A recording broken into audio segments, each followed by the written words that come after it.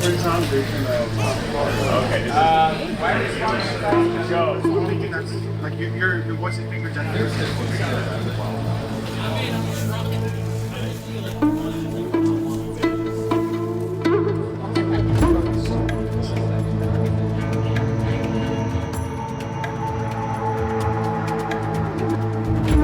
Z, you want to start?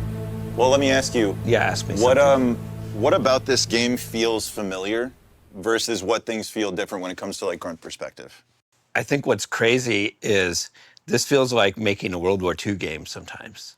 This is our opportunity for Big War, to bring it back and do it the modern warfare way. And to us, that means a large-scale battle, reclaiming a city. All of it's visceral, all of it's gritty, it's all grounded and ripped from the headlines, but we get to experience it in a variety of different ways.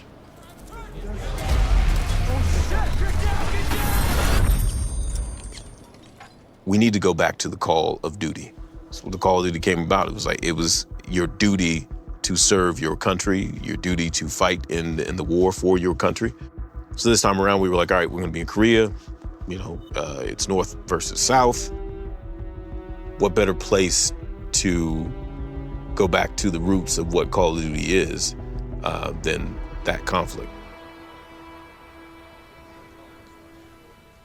We dug into pretty hard the history of, you know, North and South Korea, the reason that there's a, you know, divide in the first place. And now we're getting to go back to that like actual like huge forces in direct conflict, you know, like two actual modern militaries. Like, what is Big War? What is Big War, What is right? big, And Yeah. you ask a person, like everybody has a different identity of what Big War is. You can imagine the powder keg that's underneath, you know, this place inherently. It's built in, unfortunately, but you know, we got to explore that. When I was growing up, that was still very real. And so our campaign levels definitely adds that threat looming feeling to actually happening. So this story kind of is like, what if?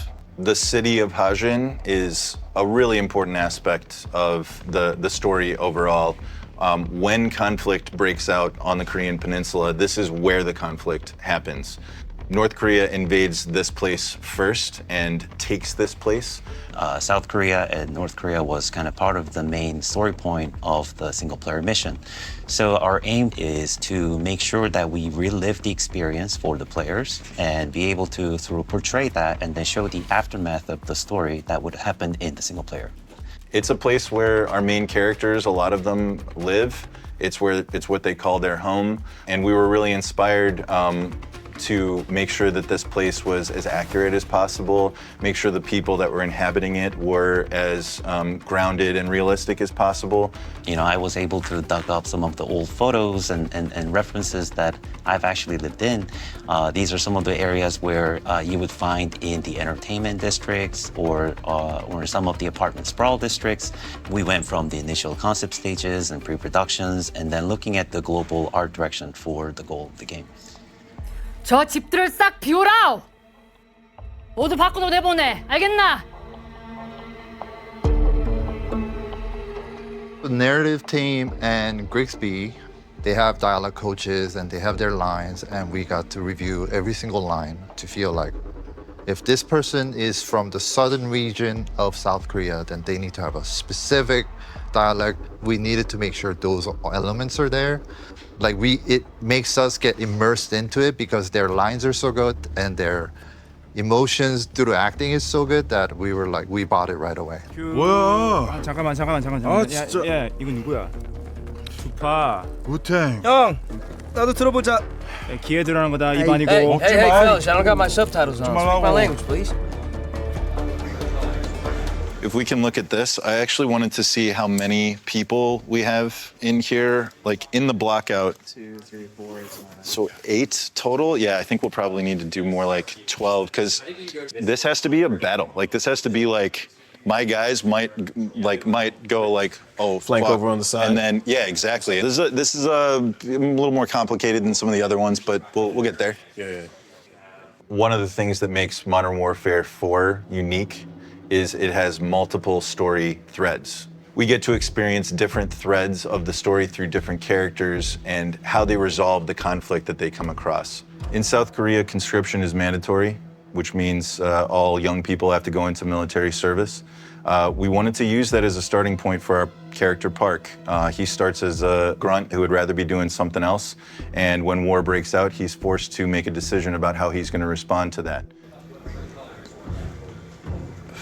Just starting from that of like the value of choice or not having choice, and for Park, it's I think the line we used was like, or they didn't give me the option to sign up. They just told me when to show up. Exactly. Right. Yeah. But he decides how he leaves. As the story starts to unfold, it goes from I'm just hazing a new guy and doing my daily stuff to, okay, now I have to figure out how I'm going to help keep myself and my guys alive. And we get to see that kind of play out through all these different, harrowing situations. Like your city is being bombarded. You're, just running from space to space as North Koreans are, falling and literally dropping in from the sky. And so it's just like, you've never fired your gun at another person before. What does that feel like? What are you going to do mentally, to prepare yourself for like, no, it's time to, it's time to initiate combat. Right. Like that's a tough decision to make. And so I think that was an interesting place to go with someone who didn't ask for this, who didn't sign up, for a war, but is faced with fighting through one. Modern Warfare 4 brings us into new emotional territory because of some of the experiences that the characters have been through, some of the choices that they made that they can't come back from. We get to build on a foundation that makes this new chapter something we've been building towards for a long time, and a story that we're really passionate about telling.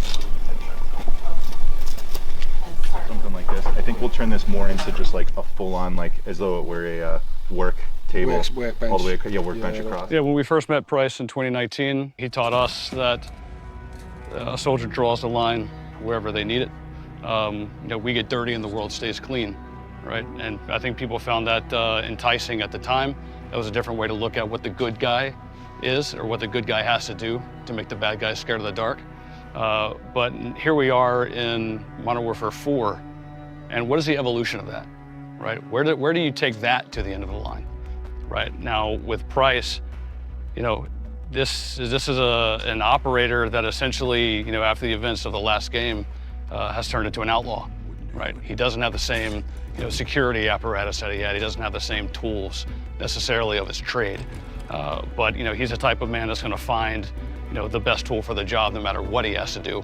And we're going to see really kind of how far he's willing to go in this game, what lines he's willing to cross. We are just as excited to see where these characters get to go as we are for people to experience it. If Valeria starts back here and goes up to there, I guess, right? Something like that. So they get out of the helicopter. Yeah. They open the door. She's like talking to him like, yeah, you better not miss it. And then they all get out and come up, and then we land here.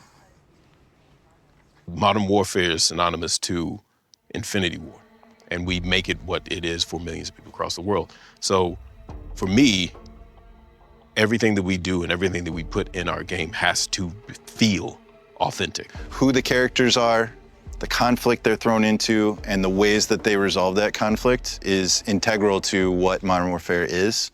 And putting the player right in the middle of it. Putting the player right in the middle of the action.